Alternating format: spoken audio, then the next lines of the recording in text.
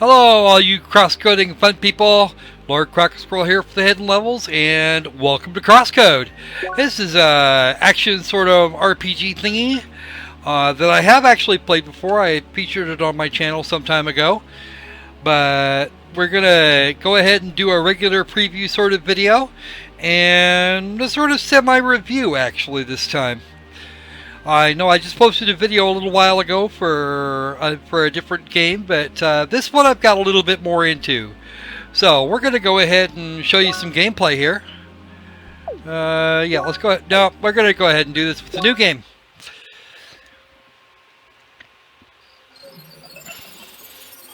Because this actually gives you a better idea of what it's all going to look like in a little while. So we have the nice lady here with the headpiece. Her name is Shizuka, and she will be our player character for the time being. Later on, we'll get a different character with a somewhat different purpose and a little bit different skill set. She's just going to tell this guy to stuff it, pretty much. Yeah, that's going to go well. She's apparently very attached to whoever it is she's talking about. And we can use our left stick. This one actually does not only controller, but it also has mousey keyboard, which is good. It's actually one of my favorite ways to do that. You have a bunch of options as far as what you want to do. For controls, you can do this in English or German. Rumble, your text speed. Change your weapon padding. You can turn the confirmation of cutscene skips on or off. You can skip the tutorials, which I could actually do, except I don't remember very much of it. Okay, so we got a bunch of really nifty stuff here. Normal. You got updates for your encyclopedia, tasks, landmarks, heads-up display, and all of the little bits and pieces here and there to make sure that you have all the fun things that you want. So, and you can save your cursor position, all the fun things in life. There is a full screen mode, as well as several other ways to do things here. Double size. Actually, I think I use a fit for this particular window. And lets you do also a whole bunch of things. And you can rebind your controls if you wish.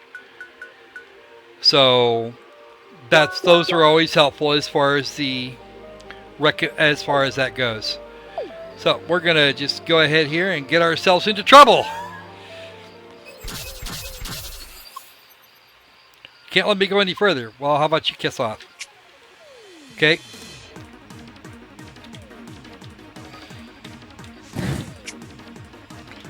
Okay.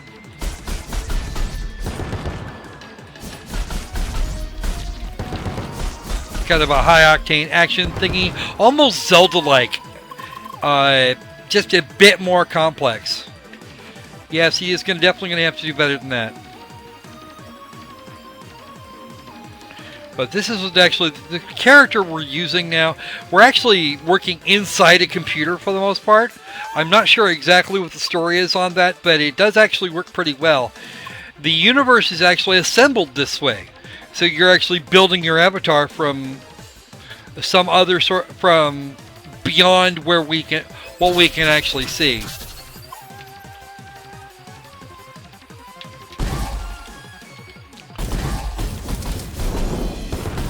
And yes, you can get hurt. You can even make things die. And you actually have elemental attacks, which make a lot more sense in this particular situation. Weak to heat, how surprising. Well, yeah, generally tends to be that way. If you're ice-based, then you're probably not going to hit. And those are actually in your D-pad there. You can switch on the D-pad. Or the arrow keys, if I remember correctly, if you're a keyboardy type. Okay. Don't do this. I'm going to do it anyway. Because she's just really a stubborn sort of person like that. She actually cares about what's going on with this other person, and she's going to act and react accordingly. I will say one thing for the Shizuka character, she is very consistent. And we can... Now you release the right trigger, and that's going to take care of all these guys. Boom! These are special abilities that you will actually get to unlock as you play through the game. Now we're doing this once again kind of from the beginning, so we have the preview. And you can actually see what's going on. Okay. The next section of the rest of the game is actually going through all the various abilities that she has, and she'll actually pick up, and will actually pick up a few extras that Shizuka doesn't appear to possess. Whether or not they're the same person, I'm not actually going to say, because that would actually be spoilers. But there are some similarities. I will give you that up front. Satoshi! Sister, what do you think you're doing? You're getting yourself killed is what he's doing. All you should do is rest. Well, he's apparently very sick. Way beyond recovery, he says. And he said something, he mentioned the agreement. She's still not pleased with this. Well, you know, you can't really blame a guy for trying, right? I finished this, they'll let you go. That she doesn't want to get let go if it means if it means her brother has to die. Well, this is actually the more or less standard sort of anime plot start. And sometimes you'll actually get this towards the end of a lot of those. And apparently it's all done, and he's just gonna flop over and die right there. And I love the glasses. I just really wish there was a bridge on that. I'm not sure about those things on the side of his head, but promise him you'll get away. Well, I'm guessing that's not going to happen right this minute. Uh-oh. Looks like we got a problem. Or do we?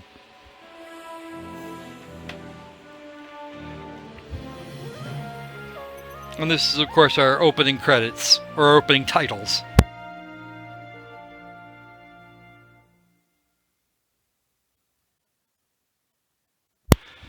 Nice little loading screen here.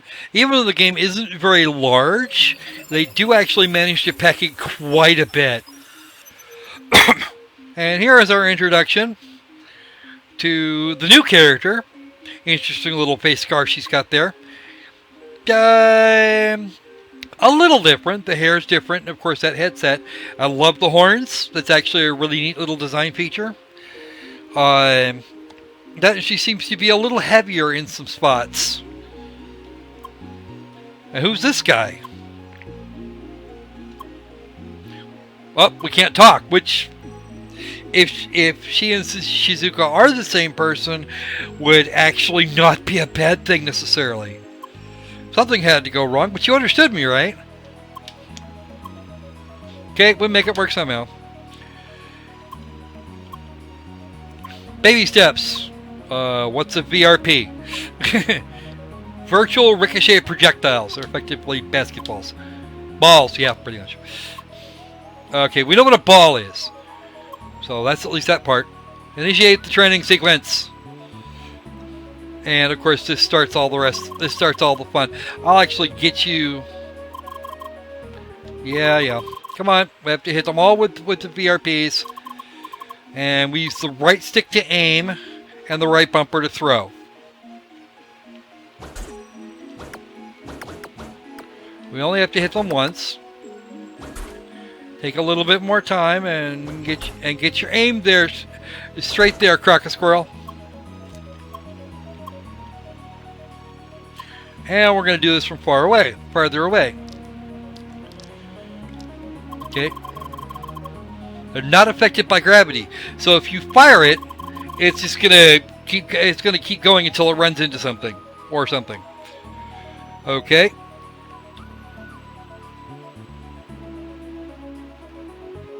It doesn't matter how far away it is. It just you just have to hit the object. And there are actually some puzzles a little later on in the training sequence that really kind of bring the use of these here home. Especially when you have to get things around corners to get there.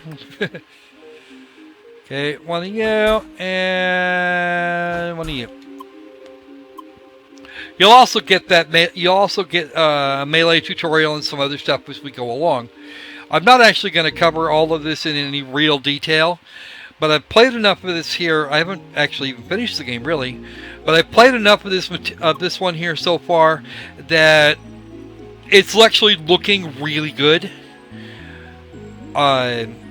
Even though it looks RPG Maker-ish, it's really it does do quite a few things right.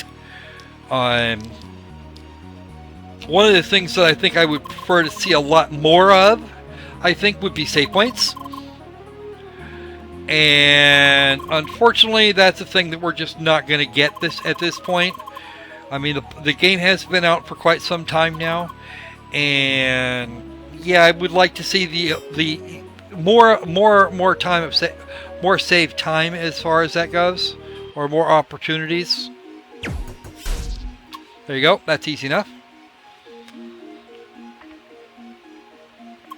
Well, let's go ahead and sit down. We turn the flotation sequence off. That would be brilliant. That way we can actually like move around and have fun. Okay. Well, that gives you a fair idea of how this works. Some of it actually has to do with some vertical positioning too, as well as some special types of switches. There are lots of little puzzly items in here that actually make this a very attractive sort of game, and the art style is pretty easy to look at too. Even though, like I said, it does have kind of the RPG Maker-y look, they've done enough with it that it doesn't really come off that way. So I'm gonna call this one good. If I had to give it a number at this point, right away, I'd probably say 75, 76, somewhere in that neighborhood. It's a good game. It's actually fairly solid. It's not perfect, but very little is. And it's not horrifyingly expensive on Steam right now, and if it's something that you like and something you want to try, if you've ever been a Zelda fan and wanted to see more different types of combat with that, then do please go ahead and grab this one. It's actually worth it. Beyond that, I think at this point I'm going to bid you guys good night. Have fun.